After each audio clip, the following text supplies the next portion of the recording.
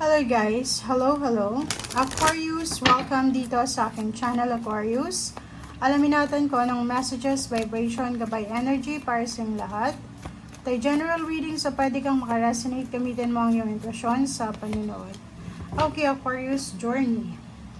So, nakikita ko sa mga Aquarius na this month of November is preparation siya. So, pwedeng yung iba, kayo ay naghahanda ng mga maleta, papeles, dokumento, hinahanda nyo yung sarili nyo para sa inyong travel, paglilipat ng bahay, paglilipat ng career, or kung naman tong new beginnings na papasukin mo. So, nakikita ko sir dito na preparation to. This month of November is preparation. So, naghahanda ka, pinaghahandaan mo kung ano yung mga dapat mong ihanda para sa papasukin mong pagbabago. It's either bagong country, bagong career, bagong business, and nakikita ko yung freedom dito. So, overall, sinasabi sir dito na kung ano man tong sisimulan mo, magdadala to sa'yo ng sobrang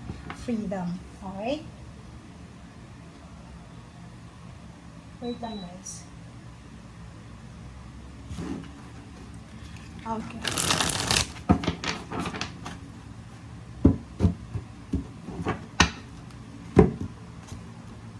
Okay, High Priestess. Pakinig ka sa sinasabi ng intuition mo. Okay? Itong first card mo sa last deck natin, sinasabi na pakinggan mo yung sinasabi ng instinct mo. Kasi minsan, may sinasabi sa atin ng ating intuition na hindi natin pinapakinggan. And end of the day, sinisisi natin yung sarili natin kasi hindi tayo aware. Okay? Sa first week ng November, maraming offer ng travel, relocation, pagbili ng sasakyan, pagbili ng plane ticket or bus ticket. Maraming movement dito, direction, parang ganun. So, nakikita ko sir dito na posibleng matagal mo na itong hinihintay or matagal mo na itong minamanifest or pinag-pray. The Tower and Ten of Cups. Mag-iingat ka kasi nako. Okay, so nasa relationship na to eh, 'di ba? So money yung pinag-uusapan natin pero lumabas yung relationship. Pwedeng may relate dito ng pera. So, nakikita ko sir dito na posibleng isang relasyon, it's either intimate relationship, mag-boyfriend, girlfriend, mag-living partner, mag-asawa, magpapamilya, na posibleng mag-away sila, maglalayas yung isa.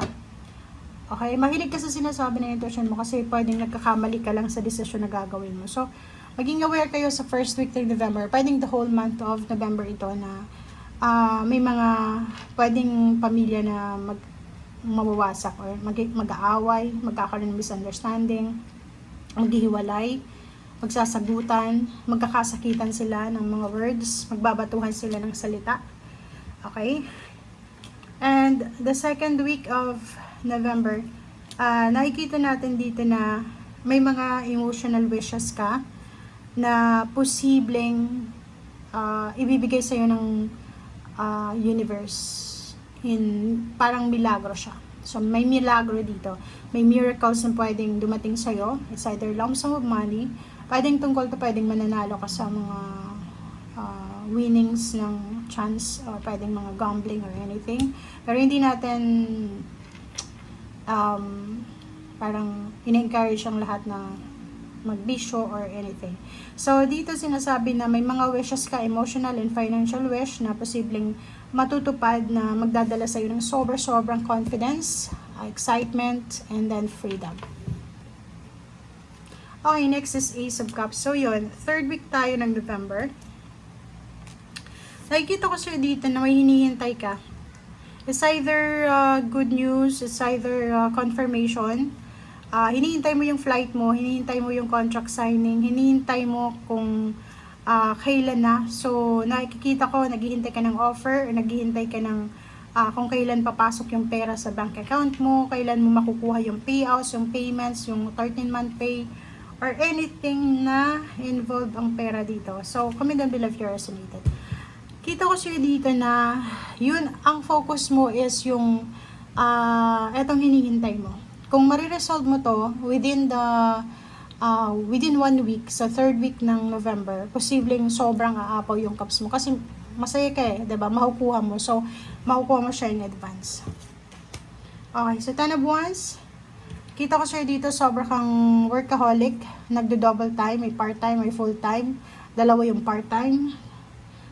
Travel and travel, diba? Kasi kailangan niyang lumipat dito sa company na to. May part-time, may full-time, parang ganun. So, multitasking. Okay, pagod na siya. And etong 5 of Swords, sinasabi na may tendency na posibleng dahil sa sobrang pagod, magpahinga ka. Dahil sa sobrang pagod is hindi mo itutuloy kung ano itong balak mo or etong mga plano mo sa buhay. And next is the Hierophant. Sinasabi ng biraha sa'yo dito na may mga offer ng it's either relationship or intimate or pwedeng partnership sa work or business teamwork, collaboration, alliances na posibleng magdadala sa'yo ng excitement. Okay? And Page of Swords, good news na posibleng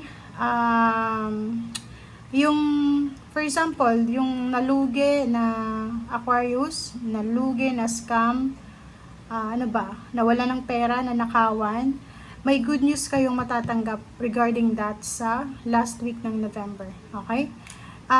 May mga issues ka sa mga company na inalisan mo, like parang anong tawag dito, marami kang grudges and resentment sa mga katrabaho mo dati or even sa mga employer. And nakikita ko sir ngayon na sila yung magiging motivation mo para abutin yung financial wish mo. So, parang nakikita ko na walang ka-nervyos na Aquarius ang lalabas this month of November, lalo na sa first week ng December, last week ng November. Parang sobrang confidence level mo eh, nasa highest level ka na pwedeng magdala sa'yo ng financial new beginnings or financial wish. Okay, 3 of Cups, may celebration na posibleng maganap. Okay, so yun, may celebration pwedeng end of the month of November.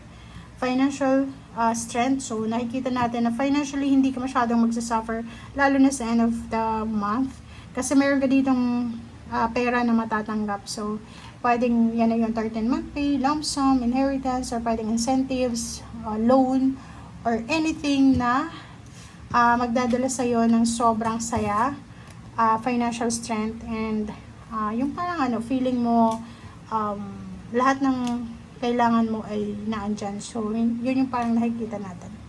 Okay, thank you for watching guys and see you again. Bye!